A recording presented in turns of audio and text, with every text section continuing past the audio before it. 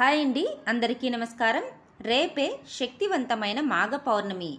ఒక్కసారి ఇలా చేసి చూడండి, మీరు పట్టిందల్లా బంగారమే. మాఘమాసంలో వచ్చే పౌర్ణమిని మాఘ పౌర్ణమి అని అంటారు. ఈ నెల ఫిబ్రవరి 12వ తేదీన మాఘ పౌర్ణమి వచ్చింది. మాఘమాసంలో వచ్చే మాఘ పౌర్ణమికి చాలా శక్తి ఉంటుంది. కాబట్టి ఈ మాఘ పౌర్ణమి రోజున కొన్ని శక్తివంతమైన పరిహారాలు పాటించడం ద్వారా మీ జీవితంలో ఉన్న కష్టాలన్నీ తొలగిపోయి లక్ష్మీదేవి ఆశీర్వాదంతో విపరీతమైన సంపద కలుగుతుంది.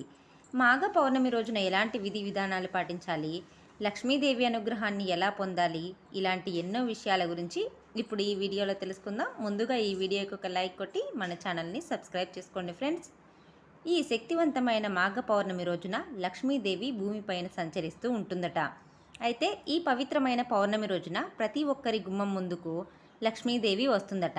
కాబట్టి ఈ మాఘ పౌర్ణమి రోజున ఇంటి గుమ్మానికి పసుపు రాసి ఇంటి ముందు అష్టదళ ముగ్గును వేసుకుంటే గుమ్మం ముందుకొచ్చిన లక్ష్మీదేవి మీ ఇంట్లోకి అడుగు పెడుతుంది.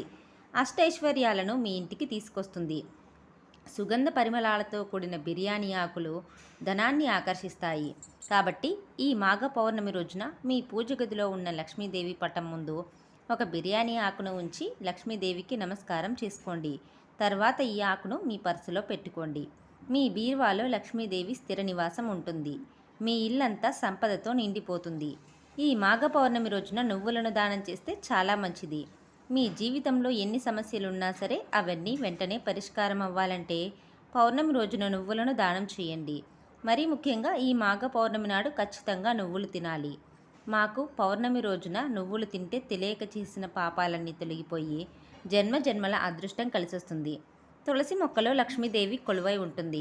కాబట్టి ఈ పౌర్ణమి రోజున సాయంత్రం సమయంలో తులసి కోటలో ఒక నెయ్యి దీపం వెలిగించి తులసికి 5 ప్రదక్షిణలు చేస్తే లక్ష్మీదేవి సంతోషించి మీ ఇంటిపై కనక వర్షాన్ని కురిపిస్తుంది. మీ కుటుంబం అంతా సిరి సంపదలతో జీవిస్తారు. ముఖ్యంగా ఈ మాఘ పౌర్ణమి నాడు కనకదార స్తోత్రాన్ని చదివితే అపారమైన సంపదలు కలుగుతాయి. లక్ష్మీదేవి ఆశీర్వాదంతోనే త్వరలోనే ధనవంతులయ్యే అవకాశం ఉంటుంది. ఈ శక్తివంతమైన మాఘ పౌర్ణమి పార్వతీదేవికి చాలా ఇష్టమైన రోజని వేద పండితులు చెబుతున్నారు. అయితే పార్వతీదేవికి ప్రీతికరమైన ఈ పౌర్ణమి రోజున తమలపాకు మీద పసుపు ముద్దను ఉంచి ఆ పసుపు ముద్దను గౌరీదేవిగా భావించి బొట్లు పెట్టి గౌరీదేవి ముందు ఒక దీపం వెలిగించి ఓం శ్రీ గౌరీదేవ్యై నమః అనే మంత్రాన్ని 21 సార్లు చదివి గౌరీదేవికి హారతి ఇచ్చి బెల్లం ముక్కను నైవేద్యంగా సమర్పించండి. పౌర్ణమి రోజున ఇలా చేయడం ద్వారా డబ్బు పరంగా మీ ఇంటికి బాగా కలిసి వస్తుంది. విపరీతమైన సంపద మీ కుటుంబానికి సిద్ధిస్తుంది. అలాగే పెళ్ళి కావాల్సిన అమ్మాయిలు ఈ మాఘ పౌర్ణమి రోజున గౌరీదేవిని స్మరించుకుంటూ ఎవరికైనా గోరింటాకును గనక దానం చేస్తే గౌరీదేవి ఆశీర్వాదంతో మీ వివాహ ప్రయత్నాలు విజయవంతమయ్యి తొందరలోనే మంచి సంబంధం కుదురుతుంది. మీ మనసులో ఉన్న కోరికలు వెంటనే నెరవేరాలంటే ఈ మాఘ పౌర్ణమి రోజున ఉదయం స్నానం చేసి 2 పసుపు కొమ్ములను తీసుకొని మీ ఇంటి ఈశాన్య మూలన పెట్టండి. పౌర్ణమి రోజున ఇలా చేస్తే మీ మనసులో ఉన్న కోరికలు త్వరగా నెరవేరుతాయి. అలాగే ఆర్థికపరమైన సమస్యలు కూడా తొలగిపోతాయి. వాస్తుశాస్త్రం ప్రకారం ఉప్పు పరిహారం చాలా శక్తివంతమైన నివారణలో ఒకటి.